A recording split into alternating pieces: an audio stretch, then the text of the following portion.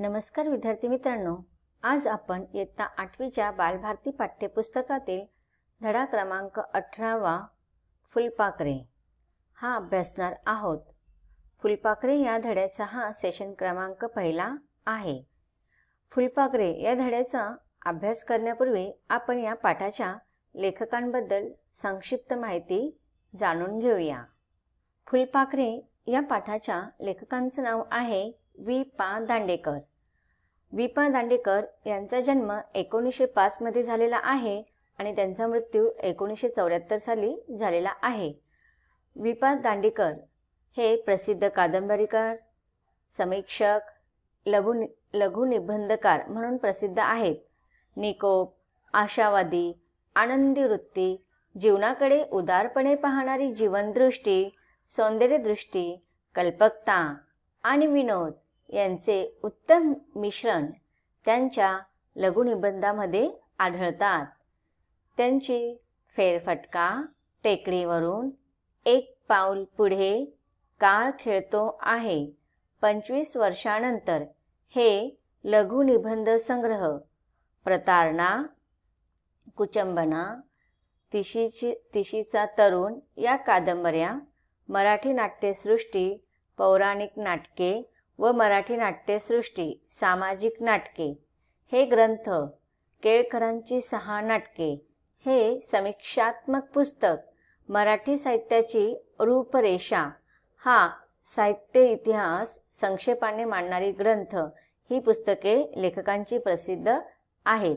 तर हा झाला आपल्या पाठाच्या लेखकांचा संक्षिप्त परिचय। आता आपण ह्या पाठाचा आशय समजून घेऊया। नानाविध अडचणींमुळे मानवी जीवनात ताणतणाव निर्माण होतात। माणसाचे मन निराश होते, परंतु माणूस ज्यावेळी वृक्षवेली, पशुपाखरे, फुले, फुलपाखरे यांच्या सान्निध्यात जातो, त्यावेळी निसर्गाच्या नित्य नव्या चैतन्यदायी रूपाने माणसाच्या मनावरील नैराश्याचे सावट कुठल्या कुठे पळून जाते।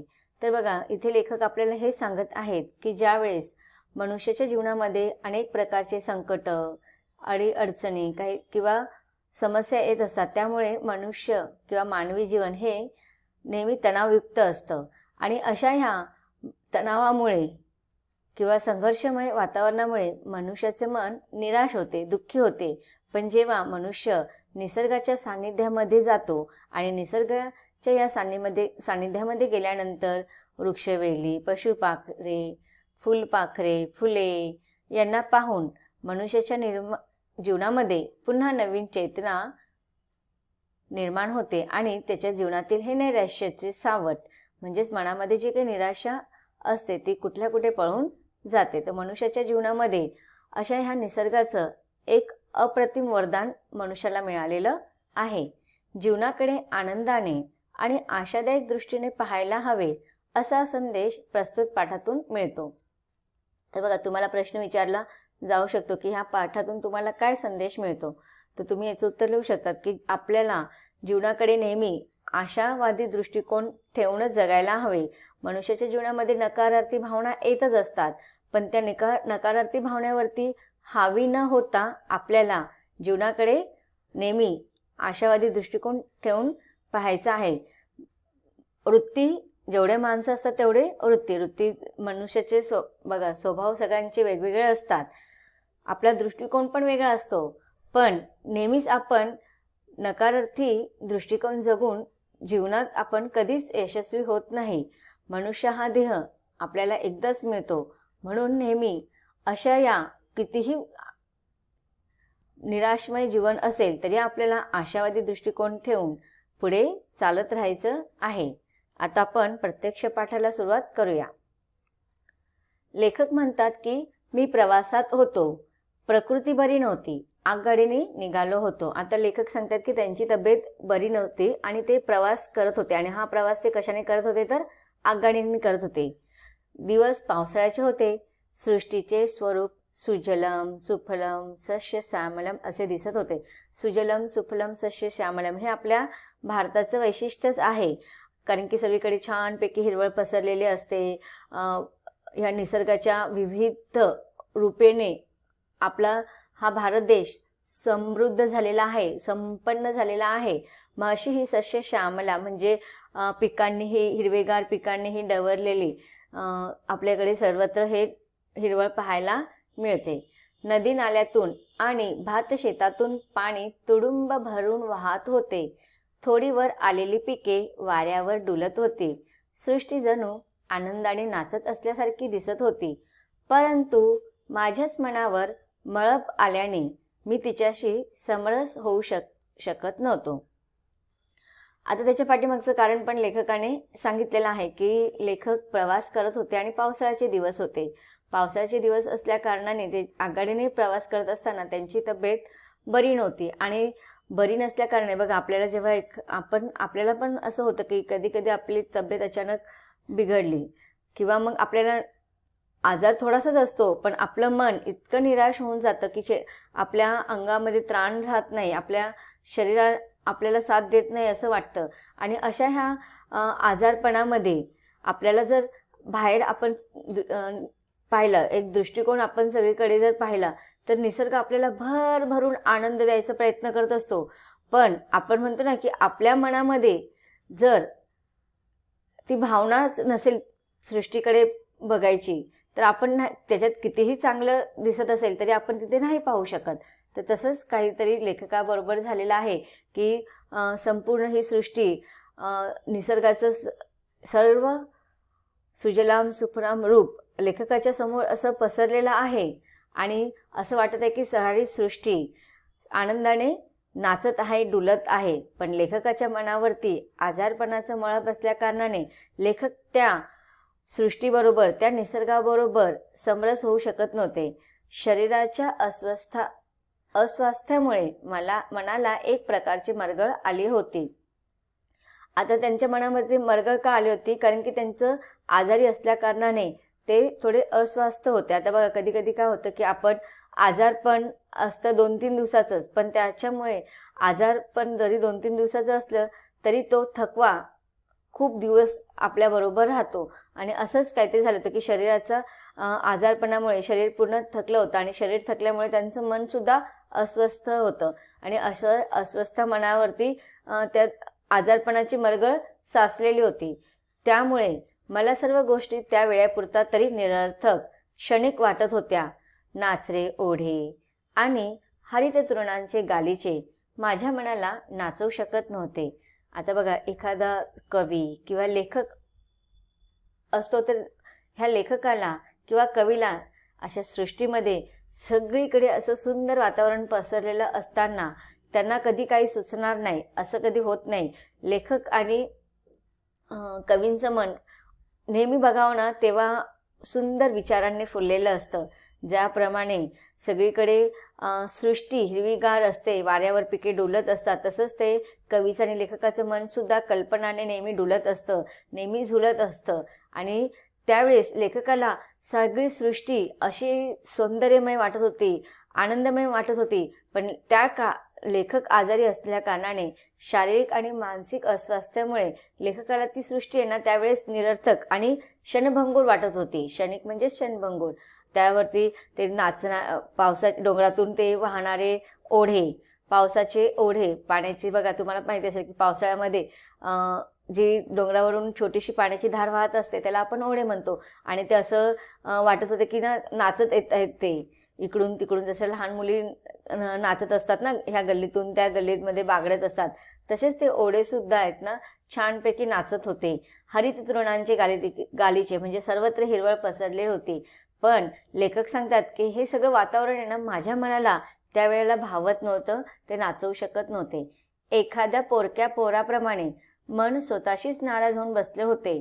निसर्गातील सुंदर दृश्यांचा त्याच्यावर काहीच परिणाम होत नव्हता. आता बघा, एखादं लहान मुलं असतं ना, कसं असतं तो जेव्हा त्याच्या आईवडिलांकडे हट्ट करतो आणि आईवडील जेव्हा त्याचा हट्ट पुरवतात ना तेव्हा त्याचं मन खूप प्रसन्न असतं. पण एखादा जरी हट्ट आईवडिलांनी नाही पुरवला तर तो नाराज होऊन कोपऱ्यात जाऊन बसतो. मग तसंच लेखक सांगत आहे की लेखक त्यांच्या ह्या आजारपणामुळे त्यांच्या शरीरावरती, मनावरती जी मरगळ आलेली होती त्याचं वर्णन ते काय करतात की पोरक्या पोराप्रमाणे जसं तो पोरगा नाराज होऊन बसतो तसंच लेखक म्हणतात की माझं मन सुद्धा नाराज झालेलं होतं. एखादं लहान मूल जेव्हा आईवडिलांपुढे हट्ट करतं आणि ते हट्ट पुरवले जात नाही तेव्हा तो स्वतःशीच नाराज होऊन एका कोपऱ्यात जाऊन बसतं.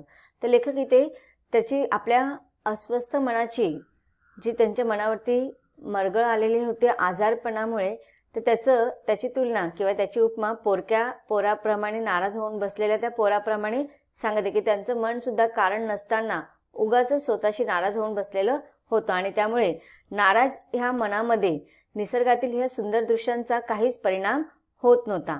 आता बघा ना, कधी कधी असं होतं की आपल्या मनाचा आपल्या विचारांवरती पगडा असतो. आपलं मन जर आनंदी असते तर आपले विचारसुद्धा प्रसन्न असतात, पण आपले मन नाराज असेल तर आपले विचार त्यावेळेस अगदीच निराश होऊन करणारे असतात. म्हणून म्हणतात की मन चंगा तो कट होती मी गंगा, म्हण की आपलं मन नेहमीच शुद्ध असलं पाहिजे. आणि ह्याचप्रमाणे बघा, एखाद्या व्यक्तीला जर कावीळ झालेली असते तर त्याला सगळं जग पिवळं वाटतं. तर तसंच आपल्या बाबतीत पण असं होतं की आपलं मन ज्याप्रमाणे उडत असतं, जर मनामध्ये चांगल्या भावना असतील तर आपल्याला सगळीकडे छोट्या छोट्या गोष्टीतून पण आनंद मिळत असतो. पण मनात जर आपला आनंद नसेल, आपलं मन निराश असेल, तर आपल्या आजूबाजूला कितीही सुंदर सृष्टी असू दे तर त्याचा कोणताही परिणाम आपल्या मनावरती होत नाही. पण आता बघा, लेखक जे आहेत ते साहित्यिक आहेत, कवी मन आहे, लेखकांचं मन आहे. किती काळ असं त्या सृष्टीपासून त्यांचं मन निराश होऊ शकतं? बघूया पुढे लेखक काय सांगत आहेत. असे सुमारे तासभर चालले. एका मोठ्या स्टेशनवर गाडी थांबली. चांगली 15 मिनिटे थांबली. माझा डबा जवळजवळ शेवटचा असल्याने त्यात उतारूंची एजा झाली नाही. त्यामुळे स्टेशनवरील एका सुंदर दृश्याकडे माझे मन वेधले गेले. आता बघा, लेखक सांगत आहेत की त्यांचं गाडीतून जेव्हा ते प्रवास करत होते, खिडकीतून त्यांना बाहेर खूप सुंदर सृष्टी पाहायला मिळत होते, पण त्यांचं मन निराश असल्याकारणाने, अस्वस्थ असल्याकारणाने, आजारपणामुळे त्यांच्या सृष्टीचा कोणताच विरंगुळा त्यांच्या मनावरती होत नव्हता. पण असे जवळजवळ तासभर त्यांनी झाला आणि त्याच्यानंतर एका स्टेशनवर येऊन गाडी थांबली. 15 मिनिटं जवळजवळ गाडी थांबलेली असताना ते त्या गाडीच्या बाहेरून डब्याच्या बाहेर येऊन बघतायत, तर काय त्या स्टेशनवरील एका सुंदर दृश्याकडे त्यांनी पाहिलं आणि त्यांचं मन तिकडे धावलं. स्टेशनच्या आवारात एक सुंदर बाग होती आणि तिच्यात विविध रंगांची झेंड्याची फुलं उमललेली होती. लाल, पिवळी, केशरी, किरमिजी, पांढरी, जांभळी अशी फुले जागच्या जागी वाऱ्याने डुलत होती. तर आता बघा, अनावधानाने लेखकांचं लक्ष स्टेशनवरच्या आवारामध्ये एक जी बाग होती ती सुंदर अशा बागेकडे जातात. त्या बागेमध्ये विविध रंगांची लाल, पिवळी, केसरी, पांढरी, जांभळी, किरमिजी रंगांच्या झेंड्याच्या फुलांकडे लेखकांचं लक्ष जातं. राठ दांड्यांच्या व वृक्ष पानांच्या झेंड्याला इतकी सुंदर फुले कशी येतात याचे मला नेहमीच आश्चर्य वाटते. पारिजातकाचीही तसेच नाही का? पारिजातकाचा बुंधा, पाने, दीक्षा ही सर्व एकंदरीत खडबडीत, खरखरीत वृक्षच, पण पारिजातकाचे फूल नाजूकपणा, सौंदर्य आणि सुगंध यांचा नमुनाच पाहून घ्यावा. आता बघा, लेखक कितीही प्रयत्न करत होते की आता त्यांच्या मनामध्ये निराशा भरलेली आहे, पण हे निसर्गाचं सौंदर्याची जादूच वेगळी असते. त्यांनी त्या बागेमध्ये झेंड्याची रंगीबिरंगी फुलं पाहिले आणि पाहतात तर काय, वृक्षाच्या त्या जाड खरखरीत बुंध्याकडे ते पाहतात आणि त्यांच्या त्या राठ पानांकडे पाहतात आणि ह्या अशा पानांच्या मध्ये हे इतकं सुंदर फूल असूच कसं शकतं, कसं येतं, याचं आश्चर्य लेखकांना पहिल्यापासून होतं. त्याचीच तुलना ते कोणत्याच फुलाबरोबर करत आहेत, तर पारिजातकाच्या फुलाबरोबर करत आहेत. लेखक म्हणतात की पारिजातकाच्या फुलाचा बुंधा, पाने हे सगळे कसे असतात, एकदम खडबडीत असतात, खरखरीत असतात, वृक्ष असतात, पण पारिजातकाचे फूल त्याच्या विरोधामध्ये असतं की एक अत्यंत नाजूक फूल हे असं असतं पारिजातकाचं आणि सुगंधाने युक्त, सौंदर्याने डबडबलेलं. तर अशा ह्या फुलाचा नमुना लेखक म्हणतात की बघा, जसं गुलाबाच्या फुलाला काटे असतात तसेच जिथे फुलं असतात तिथे अशा काहीतरी गोष्टी असतात तसंच आपल्या जीवनामध्ये पण आहे की आपल्या जीवनामध्ये आनंद बरोबर दुःख पण असतातच. मग हे दुःख आणि आनंद, आता इथे आनंद आहे ते पारिजातकाचे फूल आणि झेंड्याचे फूल, पण दुःख म्हणजे काय की त्यांच्या अवतीभोवती असलेले हे खडबडीत खरखरीत वृक्ष पानं, झाडाची बुंद, हे त्यांच्यासाठी दुःख आहे. आणि हे त्यांची सुंदरता, त्यांचा नाजूकपणा फुलांचा, हे त्यांच्यासाठी सुख आहे. आणि बघा, फुलांचं काम काय आहे की आपल्या सौंदर्याचा आस्वाद पूर्ण सृष्टीला द्यायचा आणि त्यांच्यातील सुगंधाने सारी सृष्टी सुगंधित करायची, सारं वातावरण सुगंधित करून जायचं. मग त्यांना सुद्धा ते काटे टोचत असतील, त्यांना सुद्धा हे खरखरीत असे पानांचा त्रास होत असतील, पण तरी पण ते त्यांचं कार्य करायचं सोडतात का? अजिबात नाही.